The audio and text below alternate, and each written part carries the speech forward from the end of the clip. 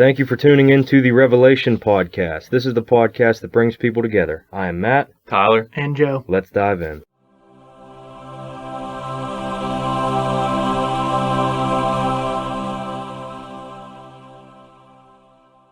Welcome back to the Revelations Podcast. My name's Marianne, and this is my story. First of all, I'd like to thank Tyler and Joey, and especially Matt, for letting me tell my story on their podcast. I have lots of stories, but I wanted to tell the two stories that I think will be the most impactful to the podcast.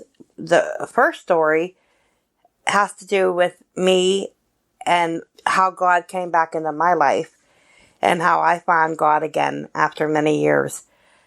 First of all, I was born and raised Roman Catholic. I went to a Catholic grade school and middle school. So God and Jesus and the saints and everybody's embedded in me. But once I got out of school, I didn't go to church anymore. I didn't pray at night anymore. I started working. I got busy with other things, and I just stopped talking to God. And there was a couple things, going on in my life at the time that partly the reason why I didn't go to church and talk to God was because I was ashamed of different things that I was doing in my life. So I stayed away from God because I was embarrassed by, my actions. But, as time went on, it ended up being 20 years. So my story is when me and my fiance, his name's Keith, we had moved a couple times in our relationship. And in a couple of the houses that we had, there were strange occurrences that would happen. Things would move, things would get thrown, doors would slam, just all kinds of odd experiences happened. When we left the one house and moved into, it was the first and basement floor of a house. There was a single gentleman who lived on the second floor, but our bathroom was in the basement. And so we had the basement and the first floor. And that was just like half of just an old house that they can, made into two separate apartments.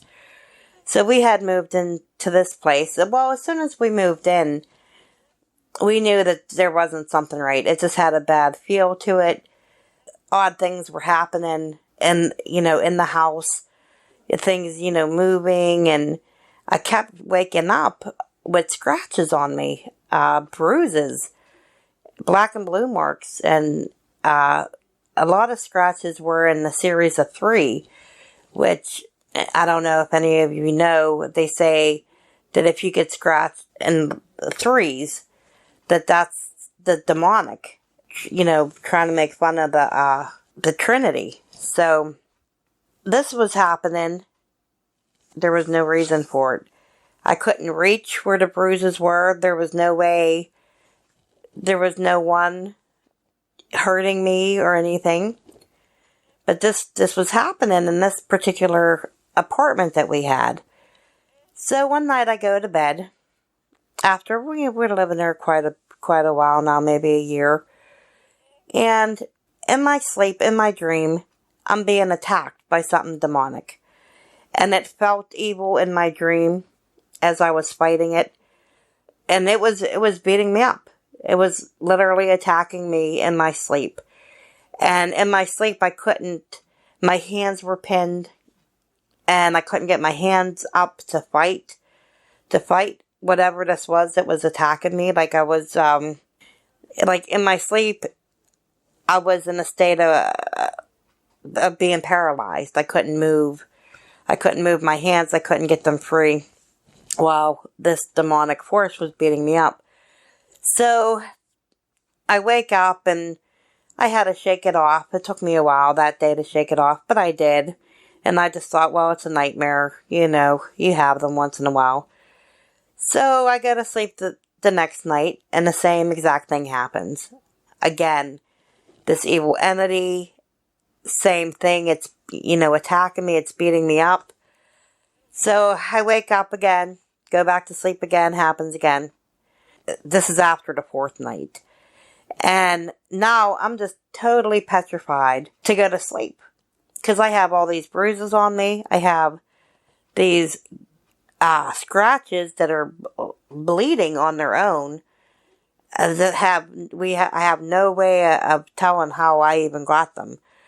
But all I know is that for 4 nights in a row, this evil entity has been kicking my butt.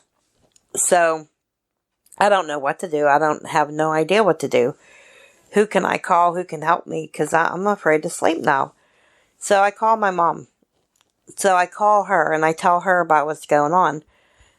And she says to me, well, Mary, when's the last time you've been to confession or church or, what have you? So I said, well, Mom, it's been like about 20 years now. And she said, well, the only one who would be able to help you with that is going to be God, Jesus. So why don't I come get you and we will go down and go to confession tonight? I said, yeah, that sounds good. So she comes in about an hour. She comes, my sister comes, and my sister's son comes.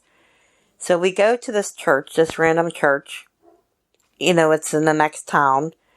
And we walk in, because we don't know, if it's confession time or church time. We just walk in, taking our chances.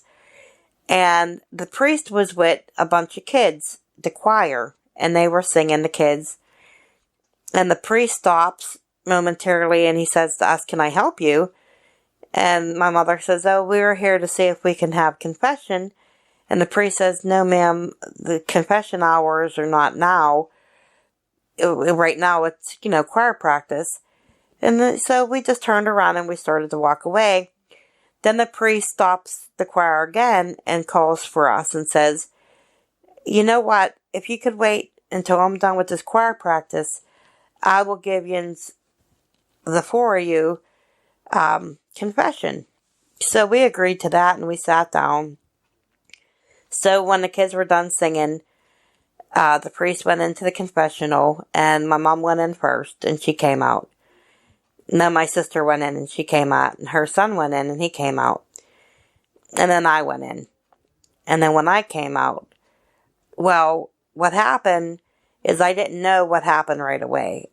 From what I'm told that happened is when I closed the confessional door, when it was my turn to go in, my family said they were sitting there, praying.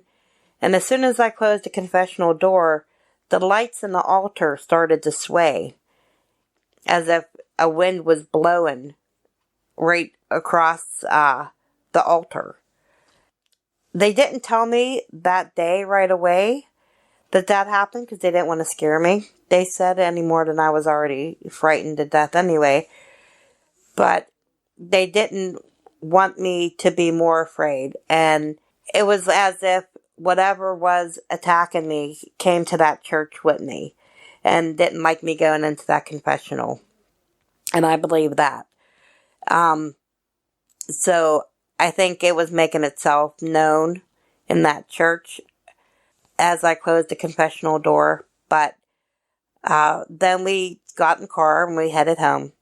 So when I got home, I said to my fiance Keith, I said, well, I went to confession, but they didn't have mass. We just went to confession.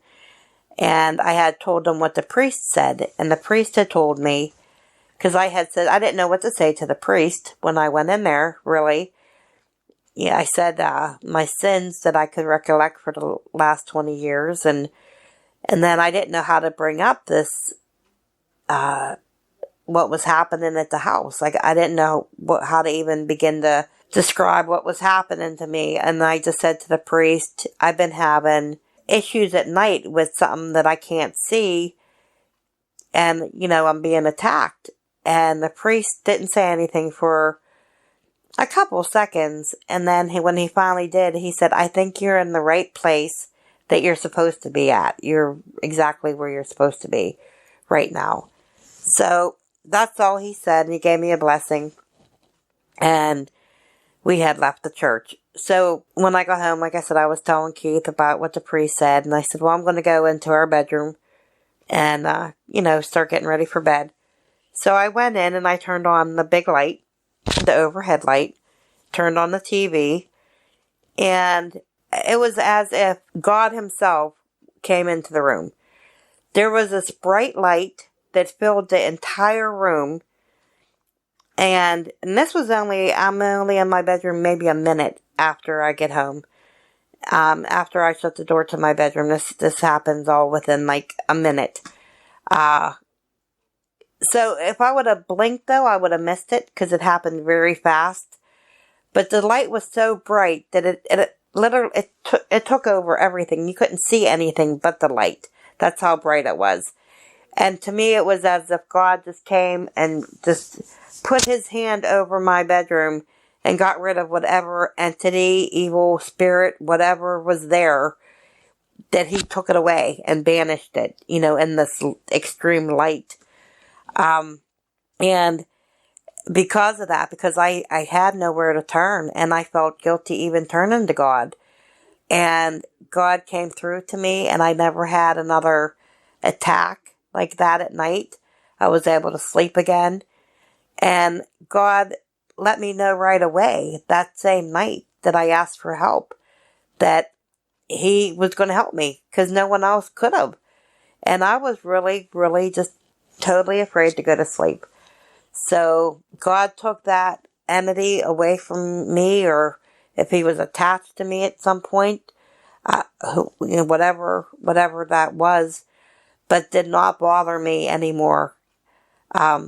I wasn't getting beat up in the night anymore. I wasn't waking up with bruises and scratches that were bleeding all the time.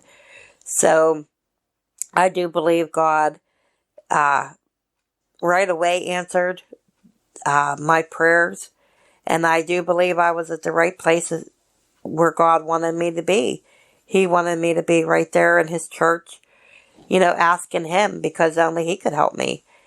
How do you fight something you can't see? How can you fight evil? And it was just a blessing.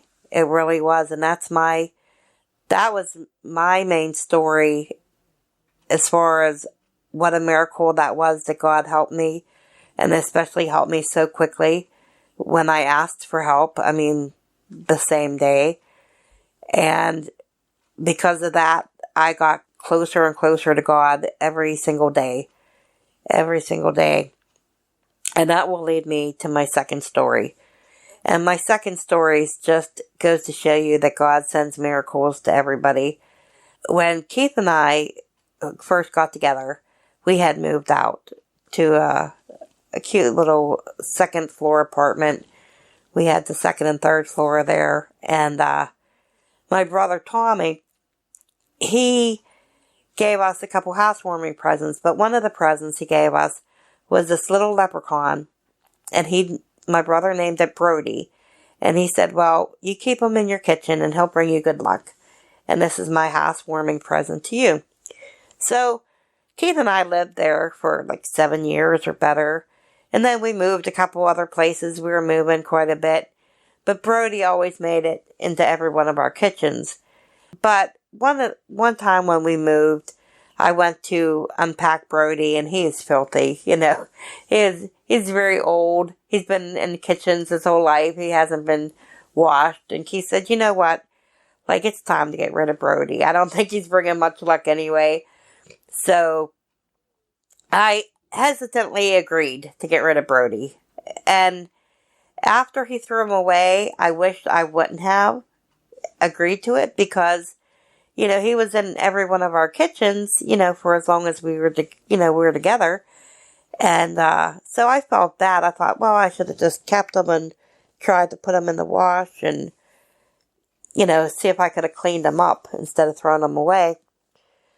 So either way, it wasn't that much long after my brother noticed that Brody wasn't hanging in his regular spot in the kitchen.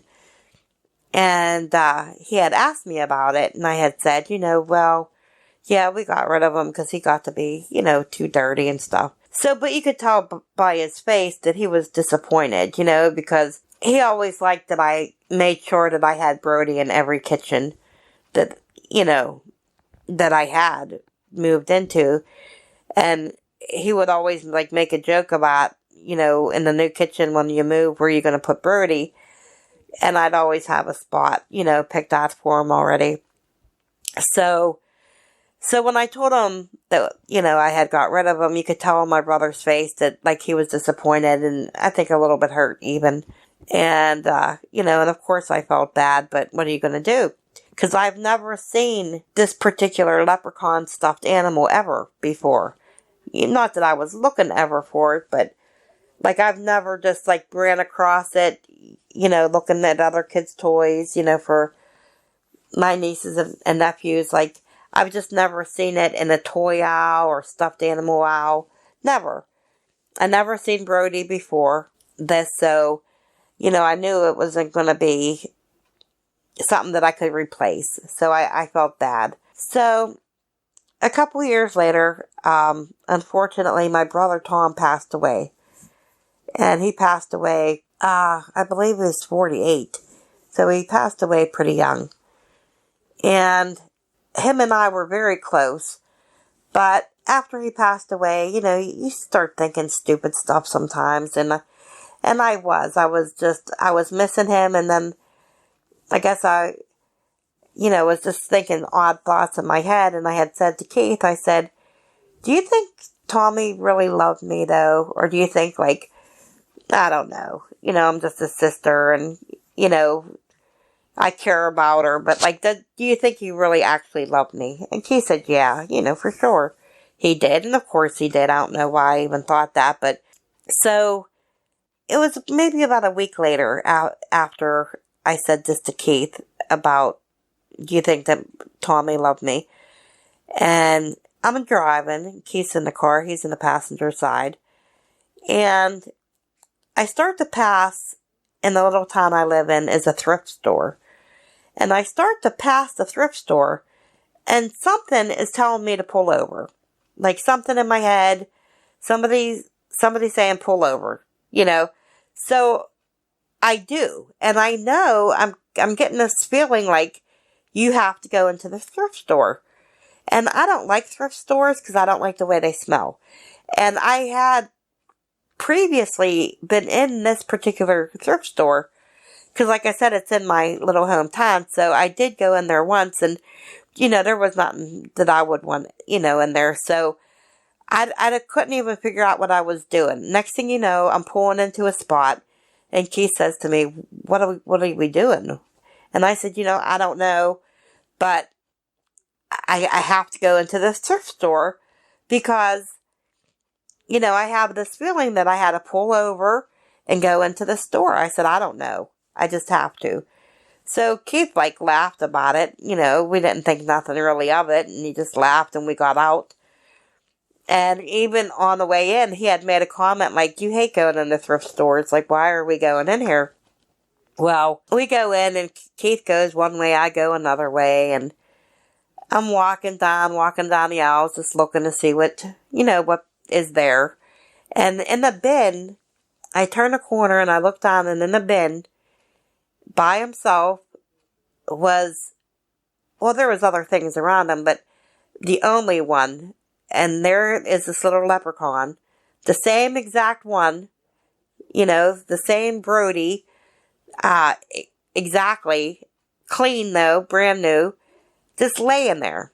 So I see it, and of course I start crying instantaneously because I know that this is why I had to go into the store. I was supposed to get Brody again for my kitchen.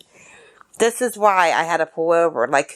Whoever was making me and telling me that I have to go into the thrift shop wanted me to find Brody. And I knew that right that second. And I started crying. And I was thanking God and thanking Jesus and the Holy Spirit for this miracle because, it was just, it's beautiful. Plus, it made me feel my brother's doing fine. He's saying hi to me, So Keith sees that I'm crying from a distance and he comes over and he sees Brody, And at the time, I forgot the leprechaun's name. I didn't know it was Brody. Keith eventually did remember that in the next hour or two, but the story still progresses. So after I showed Keith Brody, and he couldn't believe it because he's never seen another one either anywhere. So he knew it was a sign too, and he's getting choked up. So I just make the turn, the corner of the store, right after I find Brody, and there's movies that they sell. Just like just one rack full. But on the rack, there was one movie that was tilted out. And all the rest of them were flush against the wall. But one was tilted. So I walk over to it, and I pull out the tilted movie. And the movie is titled P.S. I Love You, which answers the question that I had with Keith the week before that had to do with my brother Tom. So he not only gave me Brody again, he was telling me in this movie, yes, P.S. I do love you. And so I bought the movie to take home. So Keith and I went home and we watched the movie. So the even crazier part is once we're watching the movie, like I said, I couldn't remember the name of the leprechaun. It just escaped my mind. But Keith had remembered. But had he forgot, it didn't matter. Because heaven had that covered too. In the movie, they show a close-up of a dog that's chasing up to meet the main characters. And they show his name tag. And the dog's name was Brody. So my brother was covering all the bases. And Jesus, when they sent me the miracle, letting me know Tommy's well and in heaven with them. And that I had my own miracles from being pulled over to going into the thrift store to find him, Brody. The whole thing played out. And that was really a miracle. And it makes you feel good, and I wanted to share it because miracles happen to everybody all the time. But you have to acknowledge them when they happen. You have to acknowledge when things are odd or something, something took over you that you don't really know why you're doing it, but you have to do this, I have to go in the store for some reason. And, that was all God. That was all God getting me there, to answer my question and to give me Brody back. So, I'm thankful for that miracle. I'm thankful for all the miracles that God gives me every day, because He does give me miracles every day. And I'm very, very blessed. I know I've been listening to everybody else's stories, and I'm just thankful that they're doing this podcast. And I'm thankful that they let me be on it, sharing my stories. And I do hope that this podcast gets big, because it would be nice to hear everybody's stories and everybody's miracles. So if you have a story, send it in to the gentleman, Matt, Joey, or Tyler, and they will share your story. And we'd love to hear them. Thank you very much.